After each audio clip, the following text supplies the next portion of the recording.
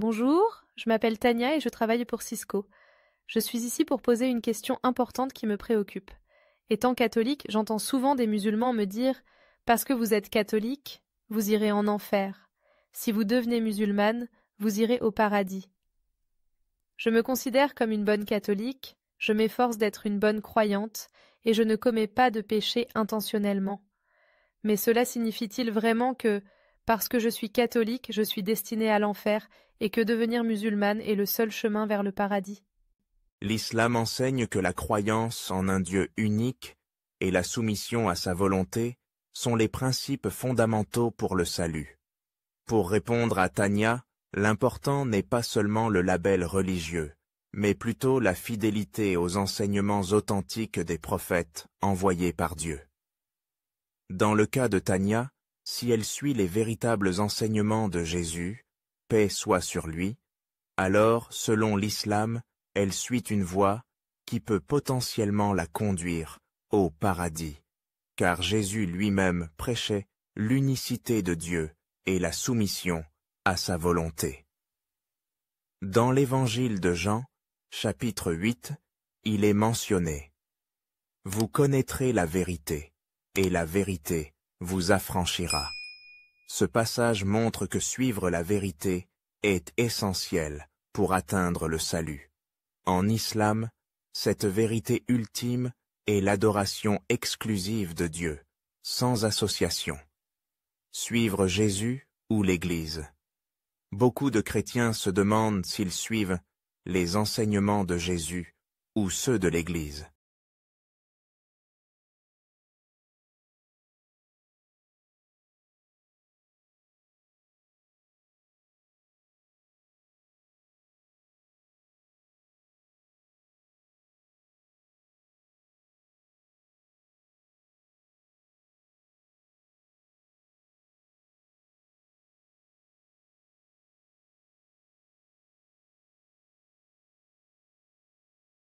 Non comme une divinité. La nature divine de Jésus. Lorsque Tania est interrogée sur la divinité de Jésus, elle exprime une certaine confusion. L'islam enseigne que croire en un seul Dieu, sans aucun associé, est fondamental. Pour les musulmans, Jésus est un prophète honorable qui a été envoyé par Dieu pour guider les fils d'Israël. Il a accompli de nombreux miracles, mais tous par la permission de Dieu, non par sa propre divinité. Les miracles de Jésus, paix soit sur lui.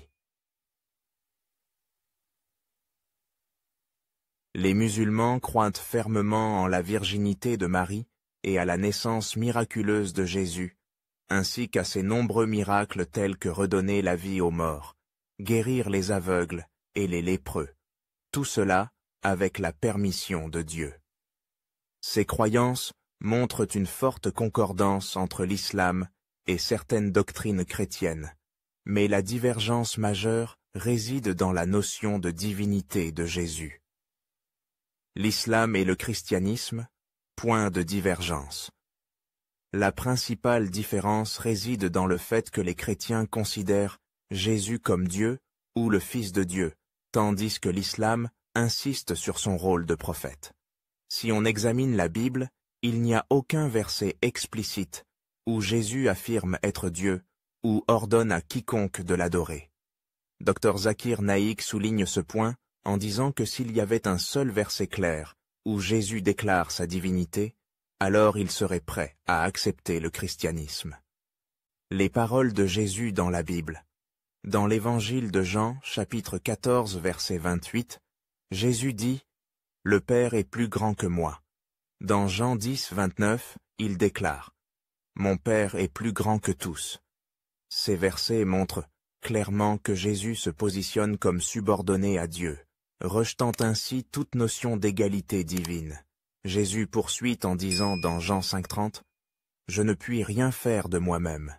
Selon que j'entends, je juge, et mon jugement est juste, parce que je ne cherche pas ma volonté, mais la volonté de celui qui m'a envoyé. » Ici, Jésus, paix soit sur lui, confirme qu'il ne fait rien par lui-même, mais suit la volonté de Dieu, ce qui est l'essence même de l'islam, soumission à Dieu.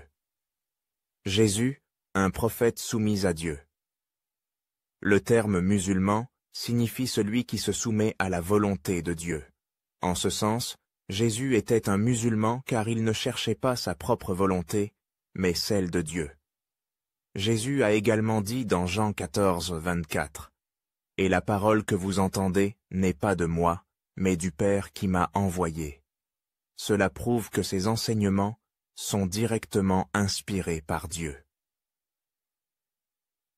L'islam respecte et honore Jésus. Les musulmans respectent profondément Jésus et le considèrent comme l'un des plus grands messagers de Dieu. Cependant, ils ne l'adorent pas, suivant ainsi les commandements directs de Jésus lui-même. Dans les Actes des Apôtres, il est dit que Jésus de Nazareth était un homme approuvé de Dieu, par les miracles qu'il accomplissait par la permission de Dieu. Cela illustre encore une fois que tout ce que faisait Jésus provenait de Dieu, et non de son propre pouvoir. Suivre les commandements de Jésus.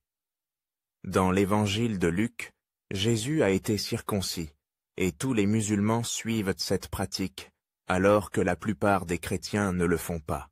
Jésus a également ordonné de ne pas manger de porc et de ne pas consommer d'alcool, des interdictions que les musulmans respectent scrupuleusement.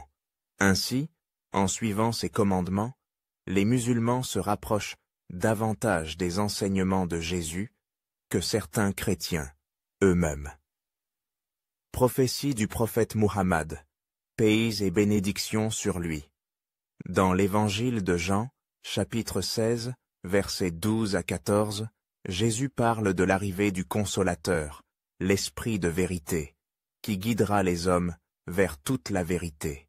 Les musulmans croient fermement que cette prophétie annonce la venue du prophète Muhammad, paix et bénédictions sur lui, le dernier messager envoyé pour l'humanité entière.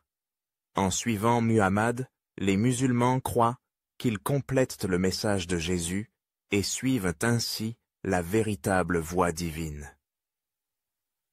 Conclusion. Un appel à la vérité. L'islam invite toutes les personnes, y compris les chrétiens, à revenir aux enseignements originaux des prophètes et à se soumettre à l'unique Dieu. En tant que musulmane ou chrétienne suivant fidèlement Jésus, il est possible d'atteindre le salut, car Dieu est juste et miséricordieux. Que chacun suive le chemin de la vérité et cherche à vivre selon la volonté de Dieu. Qu'Allah nous guide tous sur le droit chemin.